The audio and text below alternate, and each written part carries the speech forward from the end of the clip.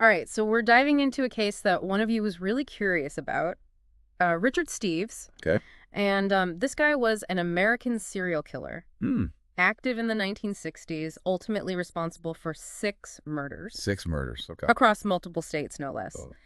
But here's the thing. He was able to basically evade justice for a really long time, even being released back into society after being declared insane. Oh, wow. So to help us through this, we have an expert in criminal psychology and the finer points of the justice system. Yeah, I mean, it's a case that's interesting from a lot of different angles, especially when you consider, how society and the law viewed criminal responsibility and mental illness, back then versus now. Yeah, for sure. To understand how Steves was able to kind of slip through the cracks, Yeah. evade justice for so long, we need to go back to the beginning, Okay. to his early life. Absolutely. You can't really separate someone's actions from their past. And Steeves' childhood was, to put it lightly, troubled. I mean, he witnessed his father's suicide at the age of 5 years old, Oh my gosh. then abandoned by his mother and ultimately ending up in an orphanage. Oh, it's just a traumatic, Yeah. start for a young kid. It really makes you think about the lasting impact of that kind of instability and trauma on a child. And some sources actually indicate that Steves even claimed to have been a victim of sexual abuse, Mm-hmm. beginning in his childhood. Now, it's really difficult to know for certain if this is, a true account or if he was attempting to justify his actions later on in life. Right. It certainly adds, though, another layer of complexity to his psychological profile. Yeah, I mean, that's where things get really tricky, right? Yeah. You have to be so careful about taking those kinds of claims at face value, especially when you're talking about someone who's accused of violent crimes. Hmm. It's possible that he was being truthful, and if that's the case, then you could look at things like attachment theory and how those disruptions in early childhood can, potentially contribute to violent behavior. Right. But you also just can't rule out manipulation as a factor either. It really makes you think about that, nature versus nurture debate. Mm. Regardless, though, there was definitely a pattern of delinquency that emerged. Okay. Steves dropped out of school in the 8th grade and fell into a life of petty crime, Wow. in and out of reformatories. And even as a young man, his time incarcerated was marked by threats of violence towards guards and other inmates. So there were warning signs even then. It seems like it, yeah. Hmm. It looks like, potentially some early warning signs. Yeah.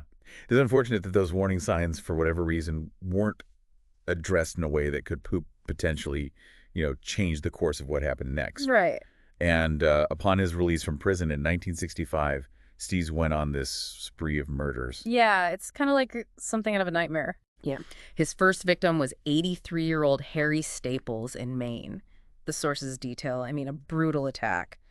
Steeves beat this elderly man with his own cane, Oh, wow. leaving him for dead. Sadly, Staples clung to life for 2 weeks in intensive care, Oh, my gosh. but ultimately died from his injuries. That's awful. Yeah. So this first act of violence sets a precedent for what's to come. Right. A pattern of targeting vulnerable people. Specifically, it looks like elderly men living alone. Yeah. And just the level of brutality, Eh. way beyond what's necessary to subdue someone. Yeah, there's definitely a pattern there that emerges with his subsequent victims. Right. Just a week after the attack on Staples, 70-year-old Ralph Mace was found stabbed to death in his New Hampshire home. Okay. And then back in Maine, Steve's 73-year-old Lorenzo Troyer was discovered brutally beaten in his cabin. He died in the hospital the following day. Oh, that's terrible. So these weren't just robberies gone wrong, it seems like. Right. There's this real disturbing level of, anger and violence. Yeah, he's bouncing between states, leaving this trail of victims. And then things take an even darker turn. Okay. When Steeves leaves New England and he travels to Ohio, Oh, wow. his car breaks down. And he's taken in by 84-year-old Louis Geffart and his 35-year-old son, Francis. Talk about a horrific twist of fate. Oh, no. I know. Wow. So Steeves repays their kindness with unthinkable brutality. He bludgeons both of them to death in their home, Oh, wow.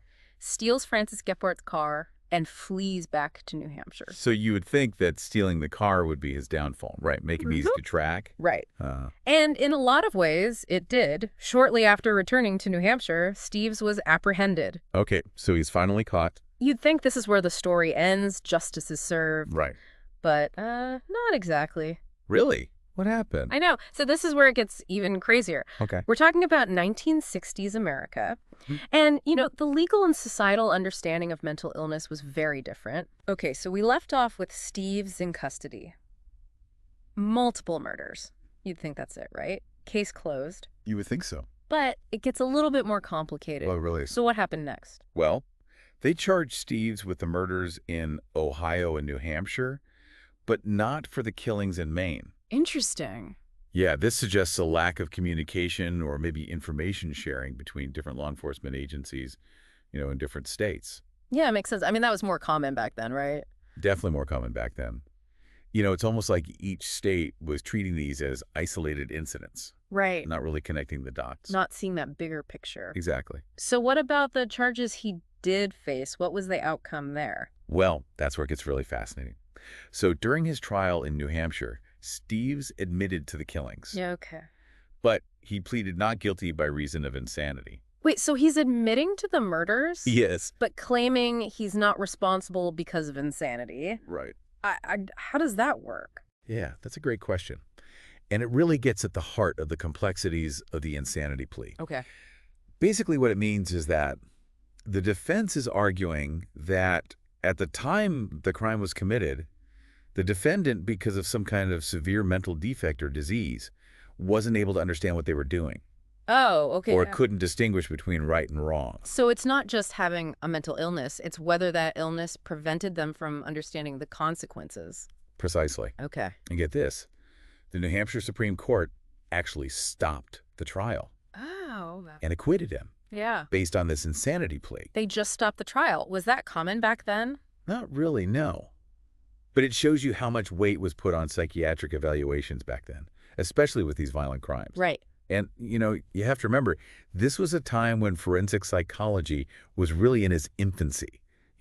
Yeah. Risk assessments weren't nearly as sophisticated as what we have today. So looking back now, was this the wrong call? Releasing someone who committed such brutal acts just because they had a psych evaluation? That's the question, isn't it? Yeah. It's unsettling to think that someone capable of such violence could be considered cured or safe. Right. Looking back. And unfortunately, it turned out that assessment was wrong. Yeah. So what happened? So in 1985, after spending several years in and out of different mental institutions in New Hampshire and Ohio, Steeves was released on parole. Okay. He went to live with his brother in Maine. Seemed like he was trying to rebuild his life. You're right. But then he murdered again. He killed again after being released. Yes. This time, the victim was a 69-year-old gift shop owner named Russell Bailey. Oh my gosh. And it's chilling how similar the details are to his previous murders. So he's out on parole after they said he was no longer a threat, and then he just commits another murder, almost the same way. Yeah, it's a stark reminder of how difficult it is to predict dangerousness, even for someone with a history of violence. Yeah. It makes you wonder if the systems in place, even back then or even now, are really effective. It's a valid point. Were there any clues about his mental state when he committed this murder? During interrogation, Steeves gave these conflicting statements. At one point, he claimed that Bailey had lent him money in exchange for sexual favors, and that someone else committed the murder. But then he also talked about having these dreamlike memories of doing it himself, which that could suggest some kind of dissociation. Yeah. Or maybe he was trying to manipulate the situation. Right. And it's worth noting that this time, he didn't try to use the insanity defense. Wow. It seems like his story just keeps getting more and more twisted. Yeah. Did authorities finally connect him back to his past crimes after this latest murder? Yes, it seems like Bailey's murder was a turning point. They decided to prosecute him for the 1965 murder of Harold Staples. So decades later, they finally put it all together. Why do you think it took so long? Was it just a matter of better communication between states, or was there something else going on? It's probably a combination of things. Back in the 60s, the technology wasn't as advanced. And like we said, communication between law enforcement agencies wasn't as streamlined. But it's also possible that the brutality of Bailey's murder really pushed them to finally hold him accountable for all his crimes. Right. Like they had been given a second chance to prevent something like that from happening again. Exactly. And they weren't going to let it slip away. Right. Okay, so he's finally on trial for the murder of Harold Staples. What happened? Did he try the insanity defense again? No, he didn't. He didn't testify at all. And the trial really focused on the evidence linking him to the crime. I can imagine that after so many years, putting all that evidence together must have been incredibly challenging. I'm sure it was, but even back then, investigators collected physical evidence, Hmm. And with advancements in forensic science, even decades-old evidence can be really valuable. We see that all the time in cold cases. Right. Technology catches up. Yeah, so what was the verdict? Guilty. The jury found Steeves guilty of Staples' murder, and he was sentenced to life in prison. He tried to appeal and get a new trial, but it didn't work. So he goes from being declared insane and released to being convicted and sentenced to life for his very first murder all these years later. It's a real illustration of how our justice system has evolved, Yeah. how our understanding of criminal behavior and mental illness has changed over time. But it definitely raises questions about how effective our systems are, Yeah, for sure. whether we're really doing enough to prevent these tragedies from happening again. And speaking of questions, the sources mentioned something that really surprised me. Even with a life sentence, and he's now been diagnosed with Parkinson's disease, Steeves has actually been pushing for his release.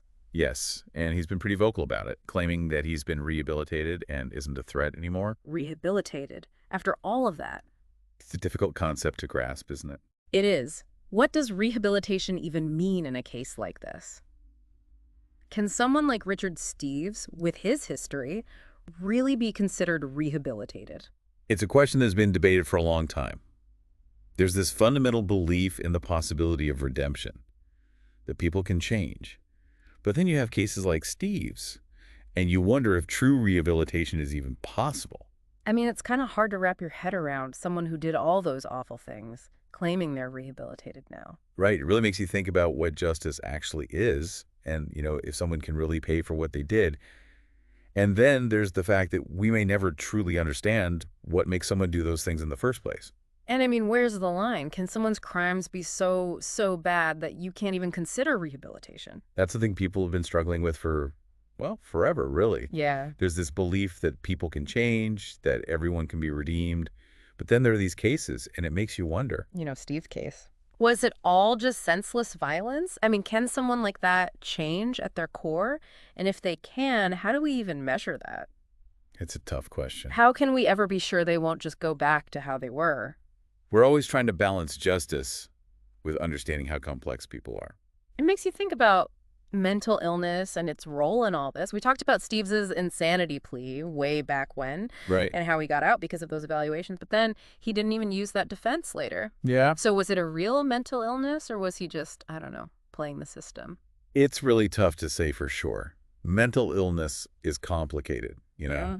and how it connects to crime is even more so. Yeah.